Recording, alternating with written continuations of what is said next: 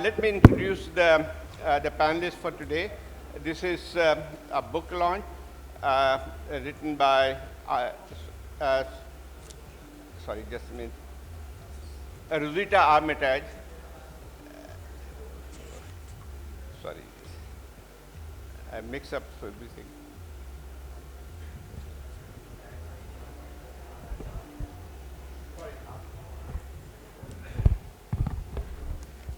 Let me introduce the author of this book.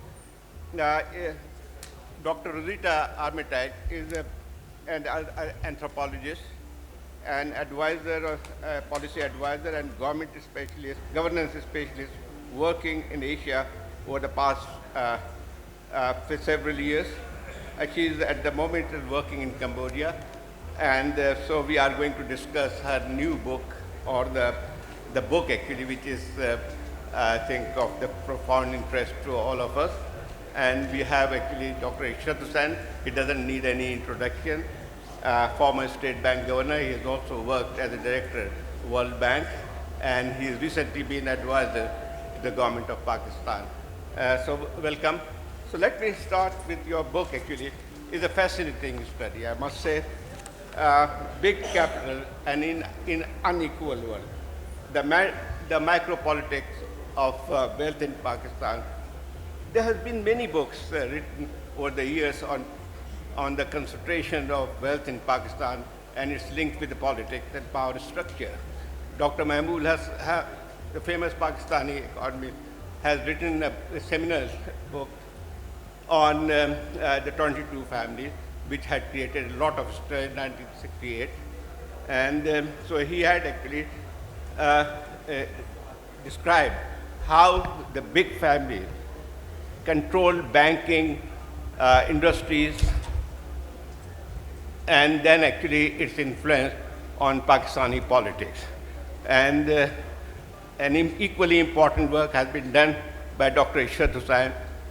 His book, on the economy of elite, the economy of elitist state, is one of those books which also give a clear insight into the power structure of the country.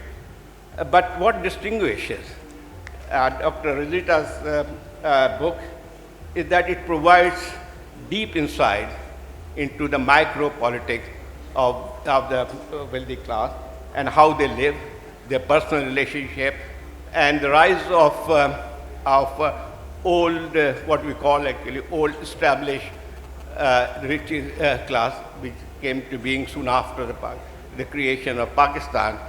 But also actually, which is more, I found it much more interesting, is the description of what he has described as Nuwarish or the Nava Rajas. And I think probably it's a very, and he has also actually introduced several other themes. The relations among the different classes and groups, and also actually the competition between the old established families and the new grade. And also there's some very interesting study about the battle between the two, and how actually the new race or the Nava Rajas were resisted their membership to the clubs. There are also actually the education institutions like HSN College and all that actually. So that provides a very interesting read. Over to you, Dr. Rosita, to tell us more about your books and your research. Well, thank you so much. I will just give a brief sort of introduction to the concept of the book to those who haven't had a chance to read it. My book examines the role of the Pakistani economic, political, and social 1% in creating and perpetuating economic and social inequality in Pakistan. And I use the Pakistani elite as a prism to look at social inequality and economic inequality globally, because many of these trends can be seen throughout other parts of the world, although as we may discuss during the session today, there are some particularities about the elite in Pakistan which have also emerged. I define the elite as comprising the families who generate over US $100 million a year, And when I started doing this research, I was initially focusing only on the business elite. And that was the focus of my group, focus of my study. But as I progressed through the research, it became abundantly clear that most of these families were also tightly interlinked with political families and with military families, and that they fostered very close relationships with the bureaucracy. So I argue that we cannot seek to understand social and economic inequality without first understanding the lives of the top 1% of wealth owners and the histories, relationships, negotiations and conflicts that have caused this group of the social strata to amass enormous wealth while so much of the population continues to struggle. And my research draws on 14 months of ethnographic research with the urban elite of Karachi, Lahore and Islamabad, and my work focuses on the strategies that this group has used to acquire wealth and the separate strategies that they've used to maintain it. Acquiring wealth takes opportunity. In Pakistan's case, much of this opportunity has occurred as a result of major political and economic upheaval. If we look at the family lineages of Pakistan's most wealthy and influential families, you can see that for almost all, their wealth was acquired during a period of major crisis. Partition with India, the war between East and West Pakistan, following military coup d'etats, or in the turbulent shifts between military and political regimes. Many of these families did lose a significant part of their wealth in one or more of these crises, but many were able to rebuild as a result of the kinship and social networks that they had prior to the crisis. In most countries, the accumulation of wealth is at least in part closely intertwined with the activities and policies of government. In countries like Pakistan, the central government distributes economic privileges to shore up the political factions by which it is supported. And whether military or civilian, the desire of each government to keep itself in power has encouraged patterns of production, accumulation, and production that tie the support of powerful local leaders, business people, and their patronage networks to the regimes in power. Pakistan provides a compelling case of elite power in the capitalist world, as like many rapidly developing nations, it is both run by an oligarchy of political and economic interests, and it is beset by high levels of political instability. And this instability is largely generated by the competition and conflict within the oligarchy of ruling families, as individual families jostle for power. But for all the competition among the elite, this group is also tightly bound in ties of marriage, friendship, and mutual advantage. And as I said, there is a tight interlinking of the business, political, and military spheres. Maintaining wealth requires another set of strategies altogether, which I talk about in great detail in the book and will just briefly mention now so we can discuss further if there's an interest. The first is the constant maintenance of a closed and exclusive social network, and this is guarded very tightly through institutions like elite schooling networks, private social clubs, and in private parties where deals are made and negotiated. It's where the policies are often formed before they're agreed. The second strategy is a strict adherence to ensuring the marriages of one's children are strategic and provide solid, permanent bonds between families with complementary forms of power.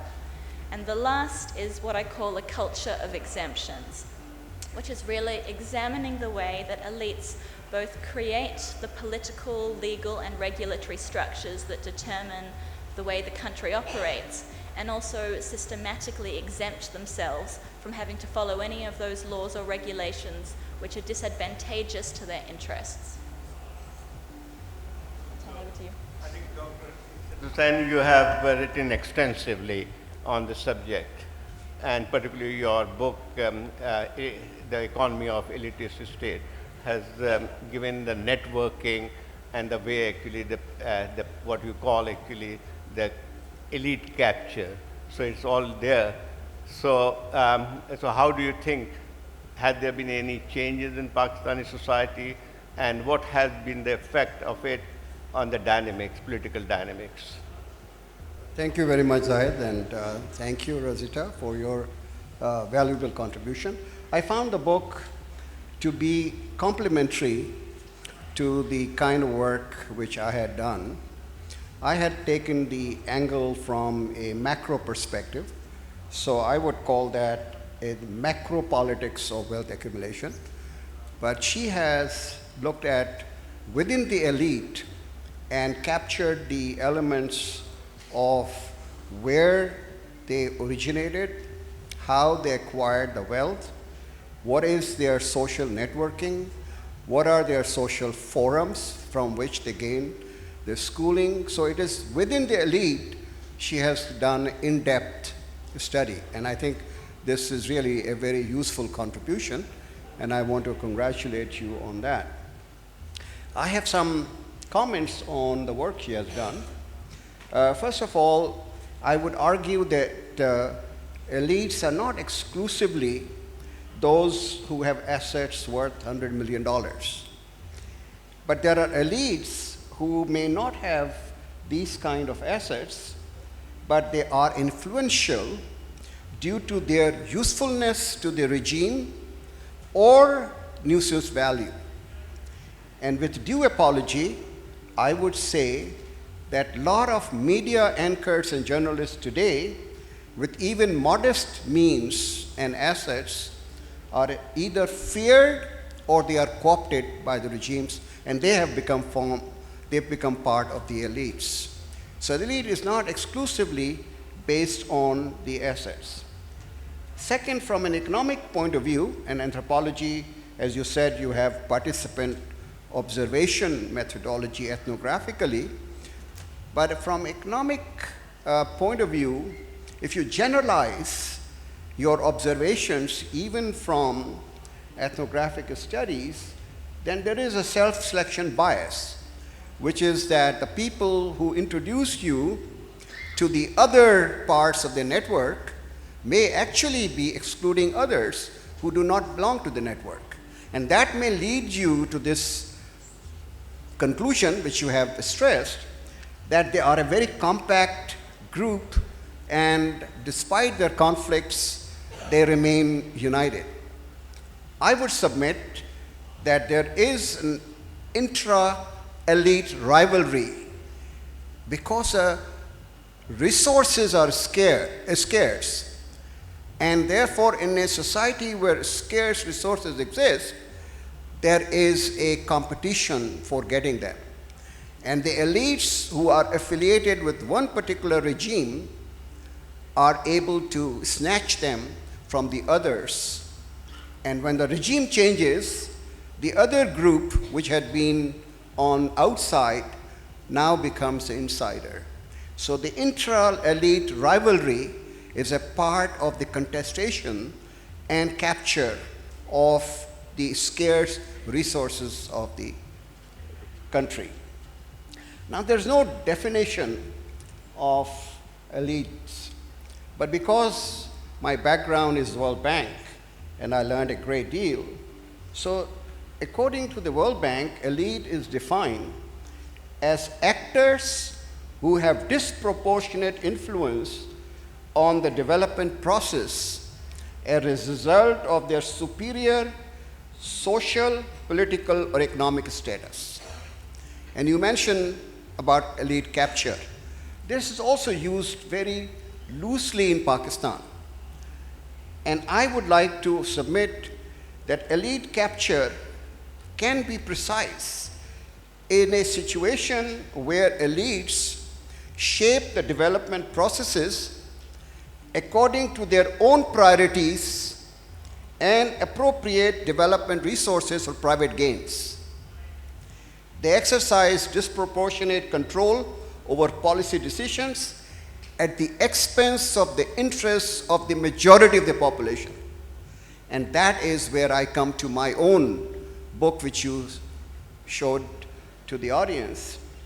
My argument is that markets are very efficient in allocating resources, and government or the state is good at distributing the benefits of those gains from the growth. But in Pakistan, we have a reversal of the role. Because there is no neutral empire, the elites have rigged the market for their own benefits. So we have inefficient markets, and you have concentration of wealth in the hands of this very small segment of the population, while the majority doesn't have much to gain because the market only honors those who have the assets. And the others who do not have assets, it is the job of the state to provide education, health, water supply, sewerage, and basic facilities to the majority of the population by taxing those people who have gained through the market. But the state has also been captured by the same elite class. So you have worst of both the worlds.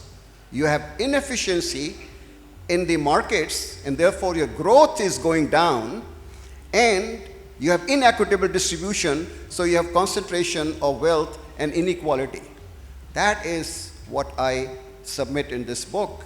And I take the fiscal policy, the agriculture policy, the industrial policy, and show that each of these policies is really geared to help only the top 1 or 2% of the population.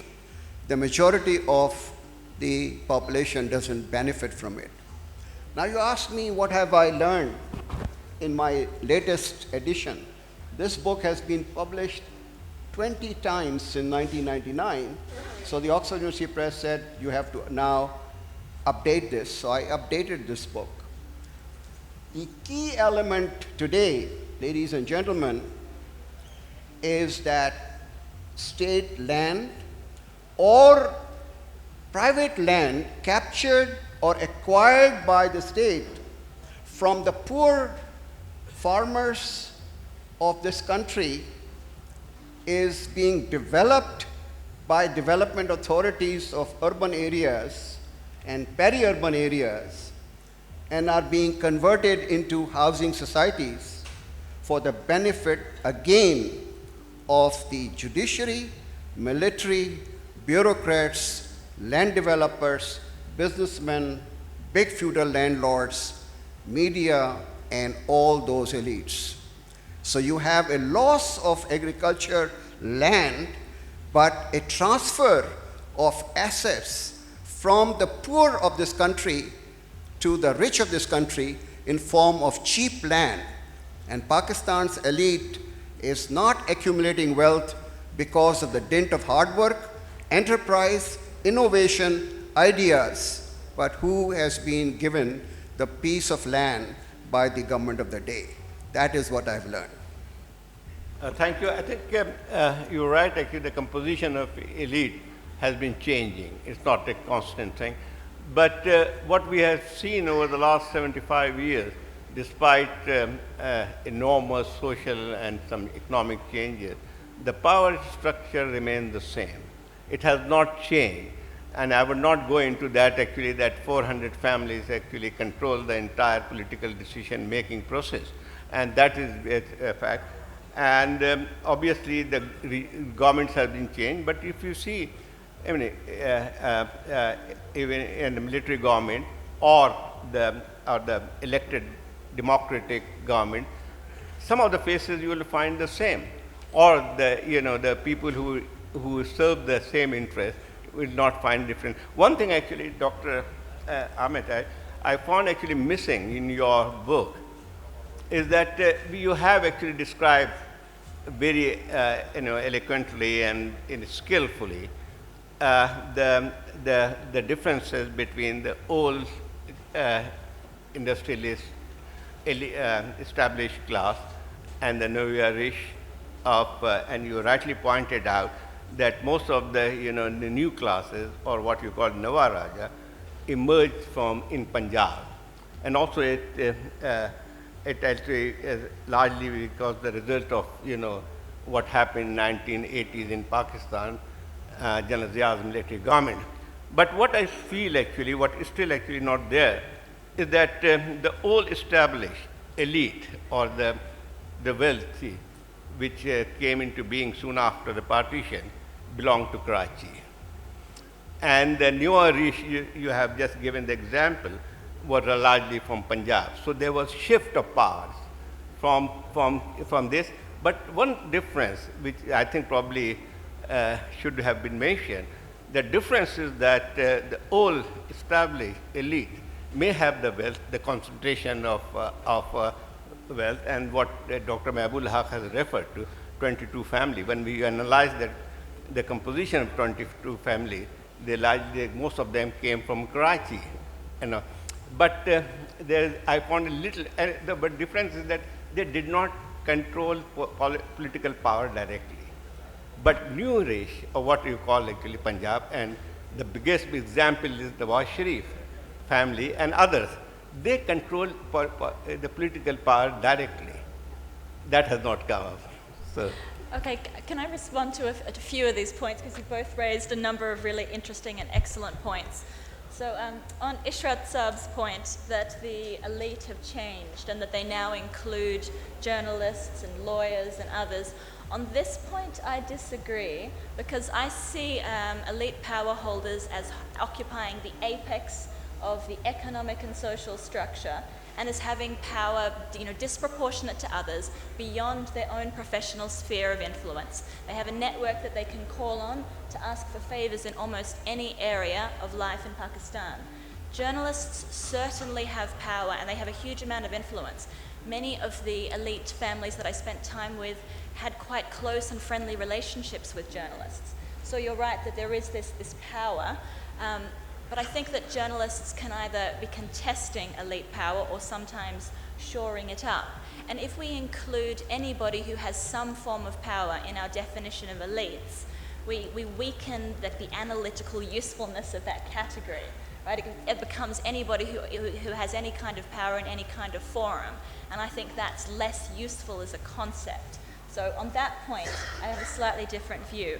But on your point about there being, just as much competition as there is collaboration between elites, I entirely agree. There's a huge amount of competition, and with each regime that has come into power, elites have used the full suite of legal and regulatory tools at their disposal to undercut their competitors. And SROs are a good example of that. They're very targeted ways of undermining competitors in business or in politics, or even people that you don't particularly like. I think on your point about the shift in power from the Karachi elite up to the north, I entirely agree that obviously happened in the 60s under Ayoub's regime. The military had a very purposeful and very clear attempt to try and separate business power from political decision-making power. And that was that decision to create Islamabad and move political power away from what they saw to be the very negative and corrosive influence of business. But although we talk of, you mentioned that the Karachi elite aren't as intertwined with politics as the Lahori elite. I do agree. The Lahori elite are actually part of political families, as well as owning major business interests. But they still have enormous influence over the political process and close relationships with those in government. So even when I was conducting the Islamabad part of my research, many of my Karachi informants were frequently traveling to Islamabad in order to actively influence the policy-making process. I caught up with them a great deal in Islamabad, even though they were from Karachi.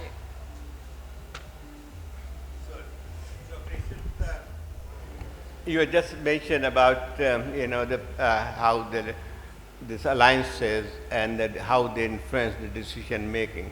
But one thing I would like to know that the landed aristocracy, which actually seems to have the control over the power when it comes to their representation in the parliament. If you see actually when industrialist class or business class has not that much representation in the parliament as the landed aristocracy has. It may be now emerging much more actually. So how has this changed in the complexion of power politics in Pakistan?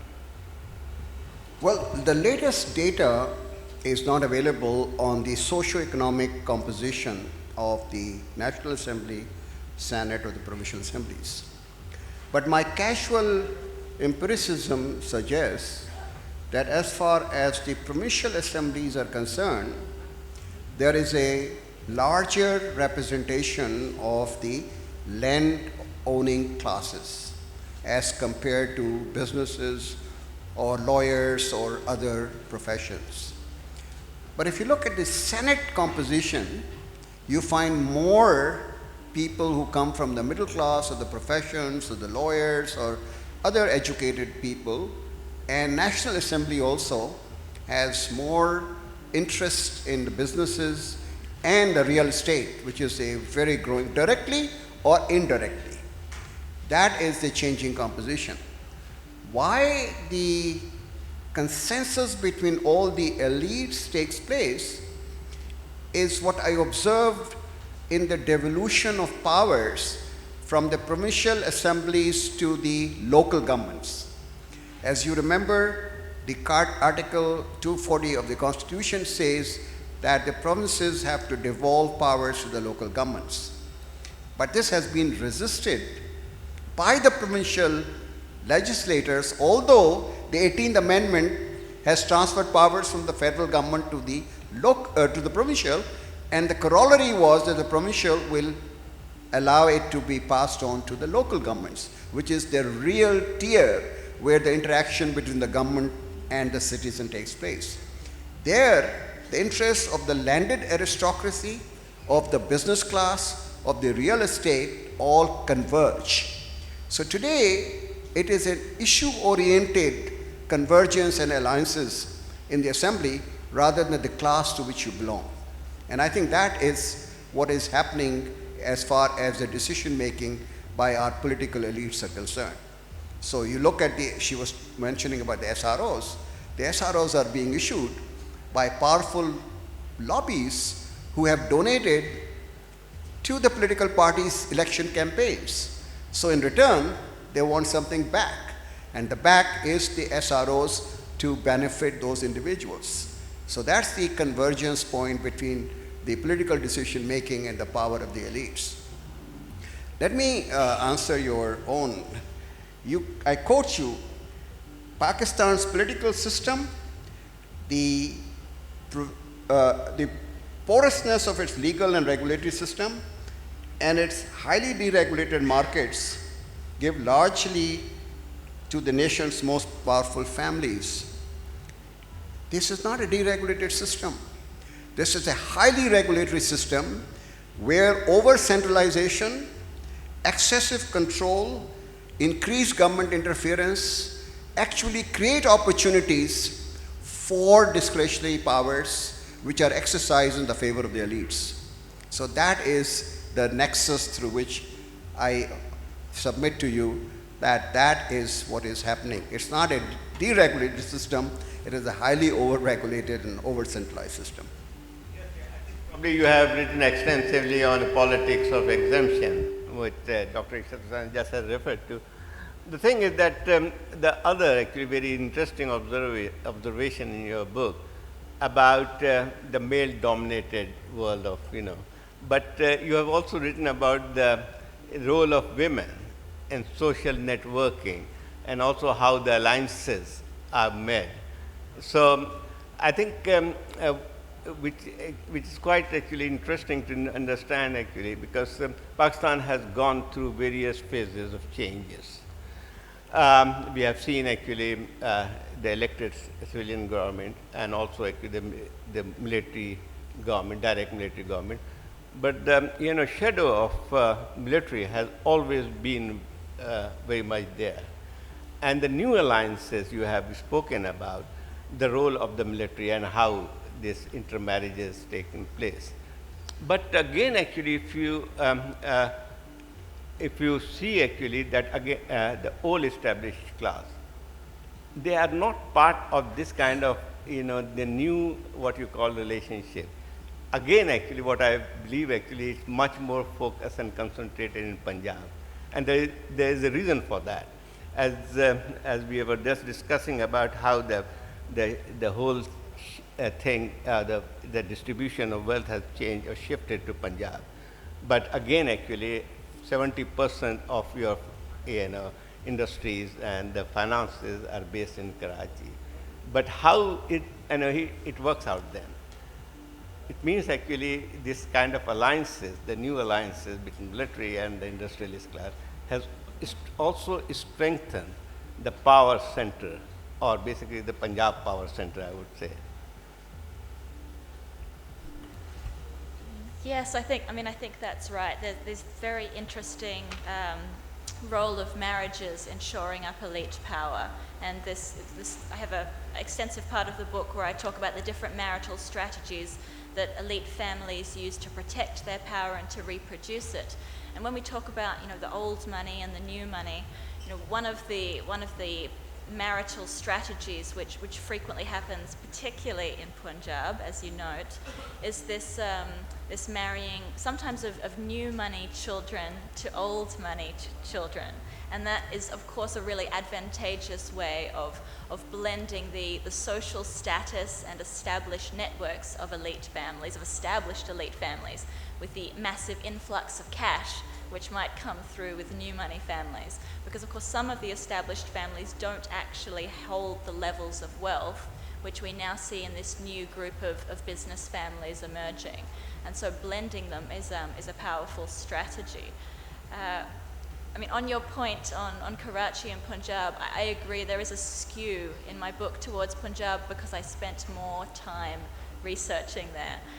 Although I did research the Karachi elite as well, there are some significant differences that we're all aware of in terms of the way that business and politics are undertaken in both cities. Karachi is more professionalized in many ways, and they often have large professional staff, even if the board is also family dominated. But the other interesting difference between Punjab business and Karachi business is that Karachi business tends to be slightly more outward looking, and there were more businesses here that were engaging regionally and globally than there were in Punjab, although it's still a business community which is heavily focused inwards in terms of the strategies used and bringing foreign input into the country rather than seeking to export Pakistani expertise or innovation or products. There's another shift has taken place. We were just talking about how 1980s brought this change and the emergence of new elite in Punjab. But there's another change which has taken place over the last 20 years is basically the KP, the new class in the KP, which had benefited hugely because of, also actually one of the factors has been the war in Afghanistan. They have benefited hugely from there. And now what we are witnessing today is that the new Pashtun entrepreneurs are actually emerging as a very powerful group. In fact, actually, if you see the new power structure, KP has actually much stronger representation than what we had seen in the past. I agree with you. When I was a young civil servant, and we used to go around the country visiting, it was my impression that KP was the most equitable society in Pakistan, where there was not much distinction between the rich and the poor, for the reason that the influence of the few land owners in the Peshawar Valley area was very limited because there were no big fertile lands in KP. And the tribal society, by nature, where your servant and a driver can eat along with you at the same place, was very strong. Those values have not yet disappeared. But there is, what you very rightly pointed out, the fallout of the Afghan war have enriched a small minority of the business people in the KP. But the region which has actually been devastated by the war against terror for the last 20 years has been neglected, which is the FATA area and now the merged areas. So I would have been quite happy if these people were making money and investing while the government was taxing them and bringing those taxes to invest in the basic social services and infrastructure in South Waziristan, in North Waziristan, in Bajod, in Momand, in Khurram. That would have been, very useful. But that has not happened. So to that extent, the elite class has actually very much benefited from the Afghan war, but the larger population, which has been hurt and devastated, has not been able to gain from that, leads to this inequality in KP. To that extent, I agree with you. I think I now go to the audience, and one thing I am requesting the questions and remarks to be short, actually, so that we can take more questions. Yes. Sorry. Yes. Go ahead, Naji. Yes. Thank you very much. I'm sorry, I haven't read the book. I have two quick questions. One, with the frequent regime change. Yes, yes. Sorry, I haven't read the book, but two quick questions. One, how did the business elite survive the frequent change in power? Are there some that come up and disappear? But there seems to be stability. How can they survive all the changes? The second one is more a question, Dr. Ishrat. Pakistan is the most unequal country in South Asia, based on how economists measure inequality. Is that just that we are not measuring well? Because when you read this and your evidence, you would think that this is an unequal country, but it's the most equal country. Are we mismeasuring the top incomes, or is it really unequal? Yeah, go ahead. Okay, well, thank you for asking that question, because it's basically the central thesis of the book, is how does the elite reconstitute itself despite this enormous turbulence, this enormous political turbulence. And basically I talk about these strategies that the elite use to insulate themselves from the shocks of the system and from what they see to be a very predatory state. And they do this through creating an incredibly broad network with people in different and complementary forms of power, through marriage and through social networks, and through providing gifts and creating debts of obligation through different parts of society. So that if you have family members who are in the military, or in PTI, or in PMLN, who are also owning several large businesses, when there is a change in regime, regardless of which way it goes, you'll usually have somebody that you can call on to help you address the problems that you're facing. And so that's one of the key strategies, and I argue why there is such a high degree of integration with the elite in Pakistan, because it is a survival mechanism to cope with the shocks and the very significant policy changes that happen with each regime change. I think it's a very good question. Let me give my own assessment. You see, the Gini coefficient, which we as economists measure, as you rightly pointed out, is lowest as far as South Asia is concerned. The top 20% to the bottom 20% ratio of the incomes, top quintile and bottom quintile, is also not out of whack. But what is happening is that we derive these numbers from the household income expenditure surveys. When I compare the national income from the national account side and I compare that from the household income expenditure, there is a discrepancy of almost 30 to 40% between the two. The household income is understated by 30-40%. And where it is understated is the top quintile. And I give you my personal example. I did my PhD dissertation in Sindh province measuring the pre-fiscal income and the post-fiscal income distribution. And the highest number of understated respondents were in the top 10%. So what I did, I took their land holdings and multiplied that by the annual income which they received for that crop and found that they were understating their incomes substantially because they were afraid that they will be taxed or they will be taken to task for disclosing therefore. This discrepancy therefore arises from the way we are using the data. Yeah, sorry. Introduce yourself first. I am Dr. Jaypal Chabria, member National Commission for Minorities. My question is from Mr. Ishrat Hussain. We lost opportunity when Ahmadi was proposed as an economist in the Imran Khan government, but you got the opportunity, you were the chairman of the commission and also the advisor to Imran Khan. We expected too much. What are the reasons we not see so much change when you were in the part of the Imran Khan? Well, very good question. Let me submit to you that there is a distinction between an advisory position and an elected minister's position. The advisor can only submit his proposals, but those have to be discussed and approved by the elected members of the cabinet and by the assembly members. And they were not very comfortable. Because what were the proposals I was saying?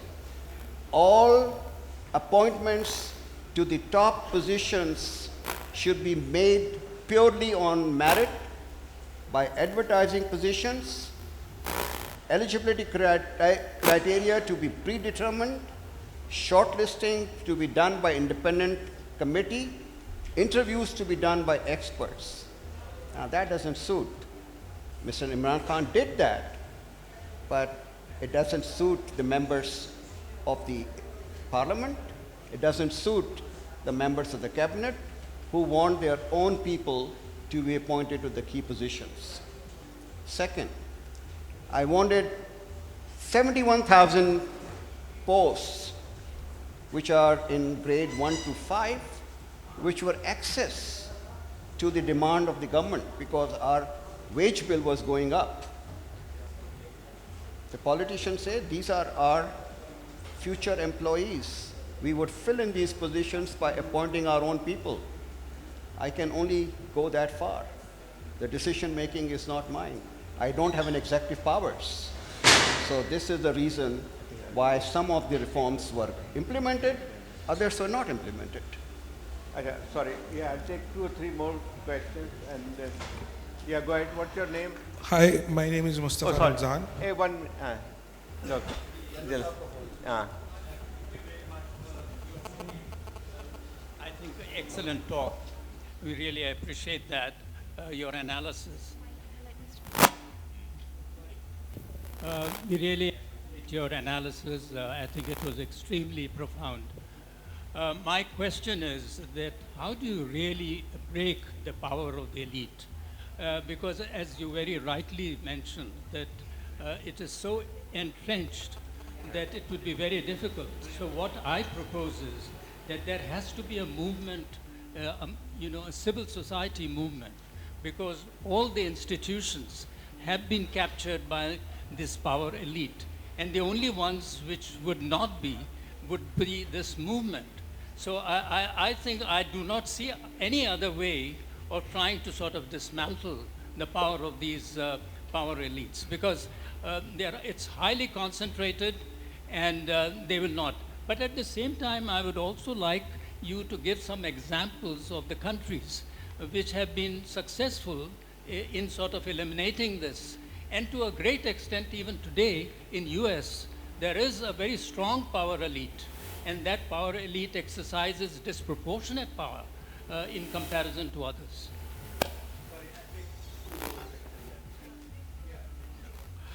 Hi, my name is Mustafa. I'm a passionate student of development economics.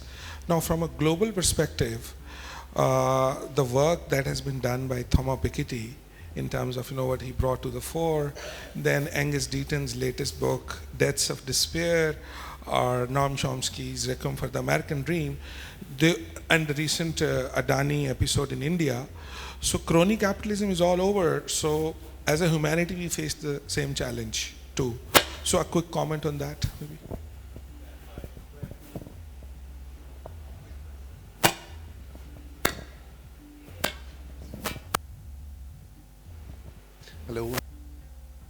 Hello, I'm Saad Pasha. So my question is, so is these elite structures a self-preserving mechanism? Because if you are seeing political upheaval after every 2 or 3 years, why shouldn't these families do it? And they are trying to preserve their businesses in a sense. And then the second is, Hamza Alawi framed Pakistan as an overdeveloped post-colonial state where the military and bureaucracy control or take the shots. Have the elite country or the companies or the families co-opted these power structures and they are effectively playing the shots where the military and bureaucracy are taking a step back?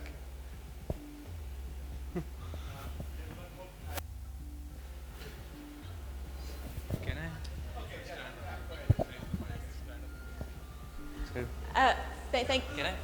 Sorry, just let's start before we go too far.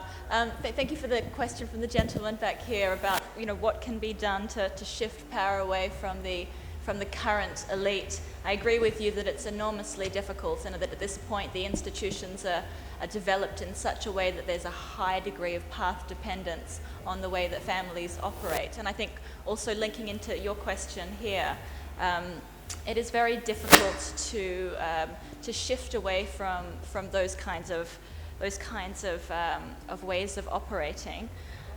Your point about there needing to be a movement, like a broad-based movement, I agree with you.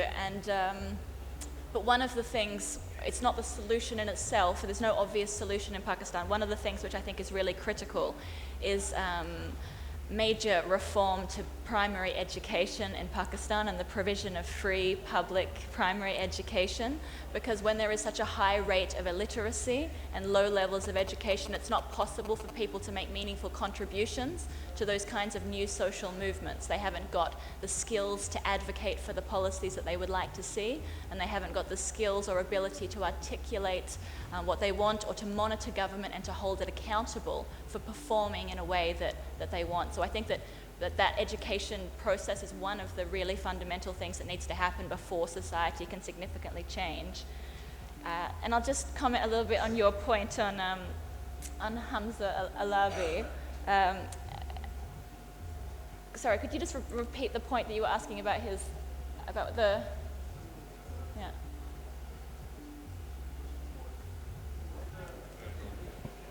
So the question was, is it a self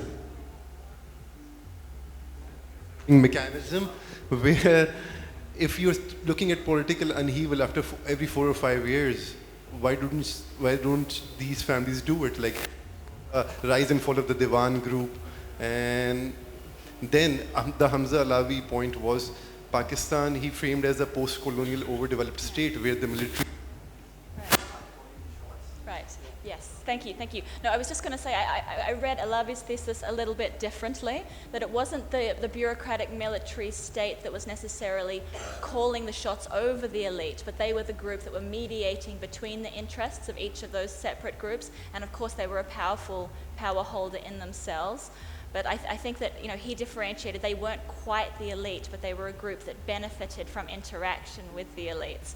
And a number of scholars in the last 10 years or so have said that his thesis is no longer relevant for understanding power in Pakistan today, particularly with the addition of lawyers' movements and other professionals. But I think it remains a really useful basis as a foundation for understanding how power is organized. And even though those elite groups have changed in composition, they still negotiate with the state, and they still go back and forward with the state and use it as a tool to exercise their power. So it remains very relevant in that way. General, civil society movements have not been able to dismantle the entrenched interests. And the Arab Spring is a very good example, where an elected leader was installed because of the upheaval in Tahrir Square. And then he was killed and removed, and a military regime came in, which has led to more economic uncertainty in Egypt. And Egypt is facing the same kind of problems as we are. Sudan, we had the social movement there, but it has led the economy to go down the drain. Tunisia was one of the star performers in whole North Africa. Because of the social movement, investors are not coming in there because they say this is an unstable country.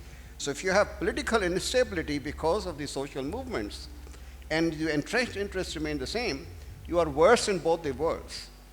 Now,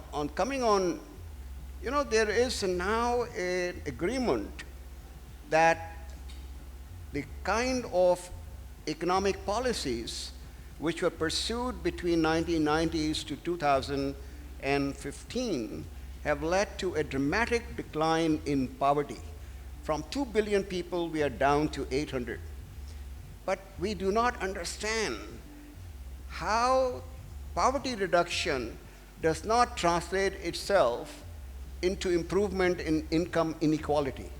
And that is the dilemma which we are facing both globally as well as in Pakistan.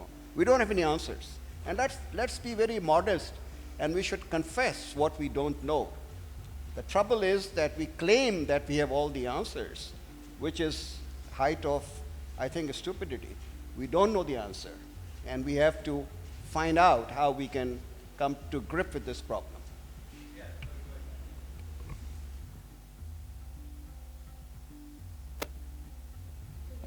Hello. Yeah. Hi, my name is Tamreez Khan. I'm a development practitioner.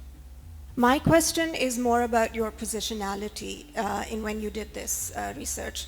So as a privileged white Western woman accessing the 1% that the remaining 99% of the country probably will never be able to access in the way you did, how do you think that impacted on your interaction with them, their view of you, in terms of how they shared information with you and how you process that information then? So just as a comparison, they would never give somebody like me the time of day to do a study like this, and I'm a Pakistani, but you were fortunate enough to have that access because of your positionality. So if you could just speak to that a little bit. Yes, no, thank you for the question. It's something I also find fascinating, and as a result, devoted an entire chapter in my book to this positionality and how it affects the kind of research I was able to undertake and the relationships I could make. And we all bring our positionality to every interaction that we have, and particularly as researchers. And there are some kinds of research where you need to be an insider, and some where it's advantageous to be an outsider. I think as a foreigner, I was outside of the Pakistani class system, which was helpful in not being able to be placed within the social or economic networks here. And in some ways that made me someone that people could talk to more easily without feeling that it would sort of get back to their social circle. There is also, of course, the impact of this colonial legacy. Being a white British origined woman, I'm sure contributed to my novelty and to my role within that community. And I think the other thing which is very important to note is I was a younger foreign female, a middle class female, researching very powerful, very wealthy older men in the elite class. And that meant that I was incredibly unthreatening to the people who were talking to me. And I was probably massively underestimated a lot of the time, but that made it very easy to talk to me, and people were very comfortable talking to me. So I think in this instance you're right. It would have been very difficult for a Pakistani, male or female, to do this kind of research in this kind of way. That's not to say that they couldn't do follow-on research, but it would be different, and they would have access to different kind of information and different kinds of forums. But in this particular instance, it was really helpful. Hello, my name is Vasama Diwan. Actually, I want to ask, in your book, I just read till chapter 4, Making an Elite Family. So did you focus on the foreign agencies which are actually protecting or supporting the laws and rules for the elite class, like for an example of NRO and IMF in our recent political and economical crisis, where IMF is primarily targeting the working or cash crunch class, but rather than targeting or accumulating the direct taxes from them?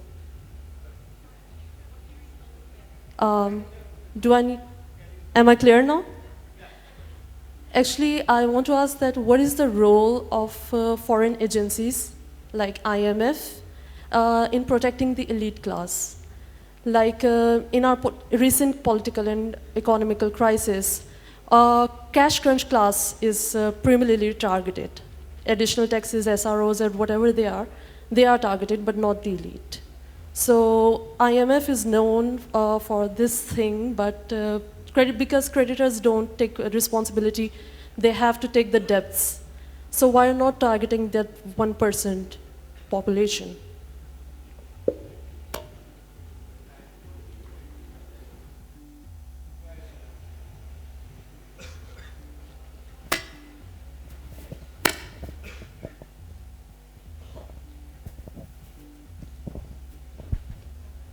My name is Azhar Jamil. I am an old political activist. Since 1970, I've worked with Mehraj Mohammad Khan all my life. Now, I find this very amusing that all our technocrats have this wonderful excuse that they give the it wasn't listened to. I heard another gentleman on TV, Dr. Ashfaq Ahmed Khan, say, you know, our rates of exchange, dollar to rupee, is all agreed upon in negotiations. There's nothing left to the market. I've been dealing with it for 9 years. Well, and you know about this, and you're party to this, but not one intellectual or technocrat has. And then further, I take exception when this elderly gentleman, I think it's General Talat Masood, said that we need a civil society movement, and Ishrat Hussain Sahab says, no, they don't work. So you don't work, the system doesn't work, and those who want to bring about a change, you tell them that won't work. I tell you, the only thing that will work when our ruling political parties have failed is a civil society movement combined with all progressive forces. Thank you.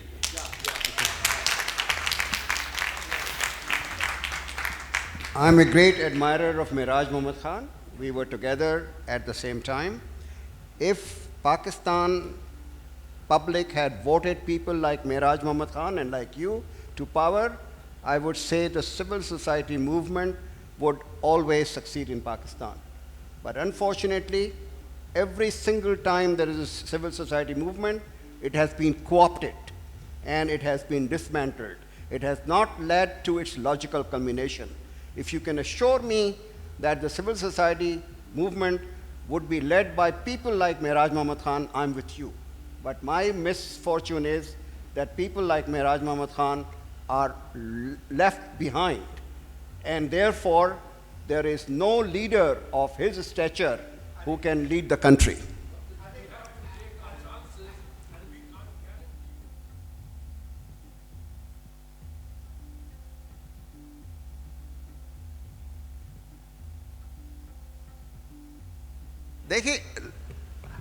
We have a blame game syndrome in this country. Our own weaknesses, we blame on somebody else. And it's easy to blame the foreign agencies and the IMF. You don't tax agriculture, which is 23% of your GDP. You don't tax your retail and wholesale trade, which are making millions of rupees. And then we say that IMF asks us to do this and that. If you do that, IMF will not ask you to do that. So it is our fault. It is not IMF's fault. The moment you start taxing the people who are outside the tax net, the people in Tariq Road, in Liberty Market, in Jinnah Supermarket, you will be all right as far as your taxes are concerned. You won't have to go to the IMF. Only those countries go to the IMF who do not have the resources to meet their own expenses. I want this country to be so strong that it doesn't have to go to the IMF. And that requires that we have to put our house in order. And that is what my recommendation is.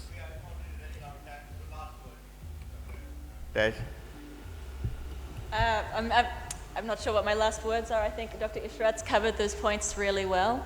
And unfortunately, There is no obvious solution to how you can reform the elite-dominated state. It's not a simple solution. So in my book, a large part of it is about diagnosing these challenges, and I'm hoping that as people read it and understand it, they can then think forward about the kinds of changes which are needed to address these kinds of challenges. So I leave that to the next generation of scholars and policymakers and activists.